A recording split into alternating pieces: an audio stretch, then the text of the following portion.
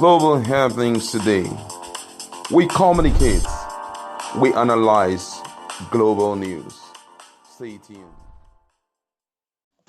Hello, beautiful people. Welcome to Global Happiness today. A few hours ago, Nnamdi Kanu, so to speak, had an interactive section with Ejike for the lead counsel to his team over so many things, of which he said many thanks to his Chineke, who called it Ezigbo Chineke, on Biafra restoration, and thanking them for the peace thus far they have maintained. Well, as we speak, it looks like there's someone who is getting really vexed over the fact that just maybe Nnamdi Kanu may be regaining his freedom in no distant time. And this is what he's telling not just Nnamdi Kanu now, but those who have been seriously supporting him over his agitation and what they have committed, and is telling them to do this. Well, before we go into the newspaper, like and subscribe to our channel by clicking on the red subscribe button.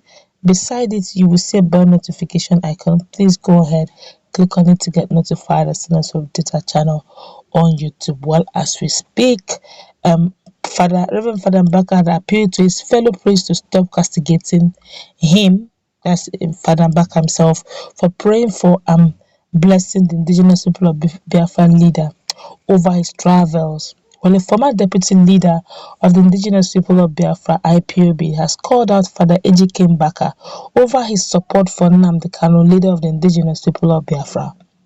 According to Uche Mefor, the spiritual director of Adoration Ministry, Enugu State, keeps supporting Kanu, but doesn't speak about the killings linked to the group. Mefor condemned Mbaka for not speaking out against the alleged atrocities perpetrated by the indigenous people of Biafra, Ipob, and its armed wing, the Eastern Security Network, ESN. Mefor took to his social media page to lament, and he wrote, quote and unquote, Reverend Father Mbaka and Reverend Father Ebube Munso, where are your consciences that you have kept a blind eye to the abomination going on in Igbo land and supported Nnamdi Kanu, on whose inspiration the horror and carnage started? He's asking them. I quote him again. He said, ask Kanu why they turned their weapons against unarmed civilians in Igbo land, killing their people in the name of Biafra, and stop the pretense, he wrote on his known social media page. This generated a lot of comments, and a lot of people are surprised really why the personal direct from confrontation to clergymen. Well, for those who do not know, Uche Mefor was the former deputy of the indigenous people of Biafra until I don't know if they sacked him or I think he decided to resign along the line, and they made sure that seat deputy never came into play because of so many things that went down. Now, Uche Mefor is getting very vexed. The fact that clergymen, according to him, who ought to be straight, who ought to be focused, who ought to say the truth the way it is, and who should not let their conscience die, are now supporting Nnamdi Kanu. According to him, he said the carnages being done or committed in the land of Southeast is caused by Nnamdi Kanu and his boys. Now, a quick one. Before this whole saga, Reverend Father Ejike Mbaka was Kanu neutral.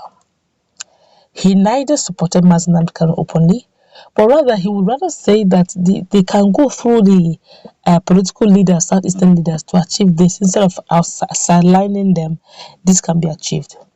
Fast forward, in 2021, a lot changed. I think along the line, Reverend Father Ejike Mbaka couldn't take it anymore. I said, look, I must call a spade where it is, and I must say that the government of the day have not been fair. He now started speaking. Then before we say Jack Robinson, Nnamdi Kanu was brought back to Nigeria in an unusual manner. And now, to make it worse, Father Ejike Mbaka have not shut his mouth concerning that. In fact, he practically prayed for Nnamdi Kanu. I have started becoming bold. In fact, he's like a voice in the church that supports Nnamdi Kanu wholeheartedly without caring whose earth is being God. Same thing with Reverend Father Ebube Munso. Now, there's some things I noticed.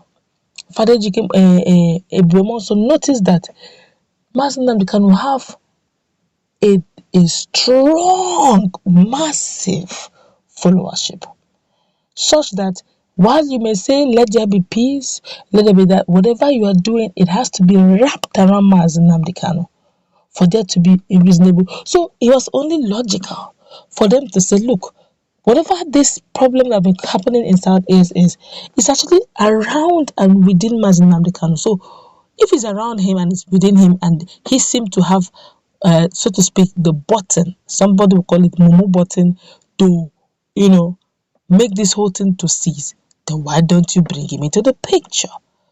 Okay, so no, but right now it's not a case of who's to blame, who's at fault. It's a case of let there be peace first. Then after that, they come to the round table, discuss it in stakeholders meeting, and begin to look at how healing will take place and begin to settle everyone as at one do, so that there will be peace in the land. But if you want to go by where your conscience is and where are these, the people, you can still sit at home. They say stop, it's about to stop, but it's no longer stopping. It's just things are happening. So whatever fast and hard and fast rule you can use to just for the now, let there be peace. People are going down every day. Now, Uche Mefor is of the opinion that they shouldn't have, since they have good offices as clergymen, they should have used their good offices to speak against the carnages going on. I think they have spoken against the carnages going on. But I guess what Uche Mefor wanted them was for them to openly condemn Mazi Nnamdi Kanu's approaches, his followers, and all.